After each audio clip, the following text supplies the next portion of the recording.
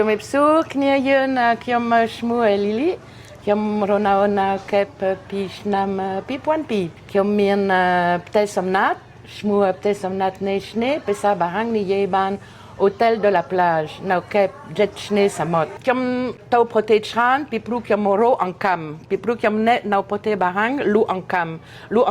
អ្នកធ្វើសៃកូសដៃក្រវិលខ្លួនឯងបន្ទាប់មកខ្ញុំលើដោយប្រទេសកម្ពុជាបាល់ផ្លូវចូលប្រទេសឆ្នាំ2002ថ្មីពីមុនមានបញ្ហាជាមួយខ្មែររូបន្ទាប់មកខ្ញុំចូលប្រទេសកម្ពុជាពីប្រទេសថៃខ្ញុំដាល់នៅកំពង់សំប៉ុន្តែខ្ញុំមកសួរស្រឡាញ់កំពង់សំអត់ដឹងឯដូចប៉ុន្តែខ្ញុំចង់នៅ7សមុទ្របន្ទាប់មកខ្ញុំដាល់នៅកែប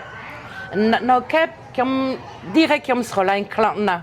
ពេលខ្ញុំដាល់លីងពីភ្នំទៅផ្សារកដាមខ្ញុំជួបអ្នកមួយទីកង់គាត់អ្នកខ្មែរគាត់និយាយភាសាបារាំងជាមួយខ្ញុំ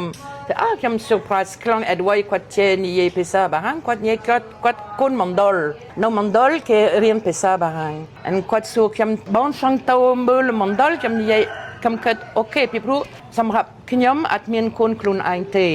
ខ្ញុំមានបដៃយូរហើយប៉ុន្តែអត់មានគុនខ្លួនឯងអត់មានទេបន្ទាប់មកខ្ញុំគិតអូខេបើសិនខ្ញុំទៅមណ្ឌលប្រហែលខ្ញុំជួយកូនអត់មានប៉មកខ្ញុំអត់មានកូនប្រហែលជួយគ្នាស្រួលពេលខ្ញុំចូលមណ្ឌលមានកូនកូនប្រុស2នាក់គេឲ្យចិត្តខ្ញុំគេនិយាយថោកជួយកូនជួយកូនអត់ដឹងធ្វើអីប៉ុន្តែអូខេខ្ញុំនិយាយអូខេខ្ញុំជួយបានខ្ញុំស្ទើរនៅមួយអាទិត្យទៀតនៅកែបបន្ទាប់មកខ្ញុំទៅប្រទេសបារាំងវិញខ្ញុំនិយាយជាមួយបដៃខ្ញុំប្រាប់គាត់អូខេឥឡូវខ្ញុំមានកូនពីព្រោះនៅប្រទេសកម្ពុជាខ្ញុំជួយកូនកំព្រាមួយខែទៀតគប់កណាត់ខ្ញុំបដៃពីមុនគាត់ជីងសម្បត្តិទៅប្រទេសកម្ពុជាម្ដងទៀតបន្ទាប់មកខ្ញុំដាល់នៅកែប direct ដែរខ្ញុំមកទៅភ្នំពេញទៅកំពង់ទៅ direct នៅកែបពេលខ្ញុំចូលមណ្ឌលមើលកូនដោយកូនគេចាំខ្ញុំមានអារម្មណ៍ដោយកូនចាំខ្ញុំយូរខ្ញុំស្ទើរនៅជាមួយកូនមួយខែហើយទៅប្រទេសបារាំងវិញខ្ញុំប្រាប់បដៃអូខេឥឡូវខ្ញុំមាននិស្ស័យនៅកែបខ្ញុំចង់រស់នៅកែបឥឡូវខ្ញុំចង់ចេញពីប្រទេសបារាំងគាត់និយាយអូខេទៅមួយគ្នាឆ្នាំដូចគ្នាទី3ដងខ្ញុំ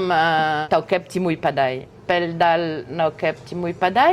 អូខេខ្ញុំជួយកូនកំព្រារស់នៅជាមួយគ្នា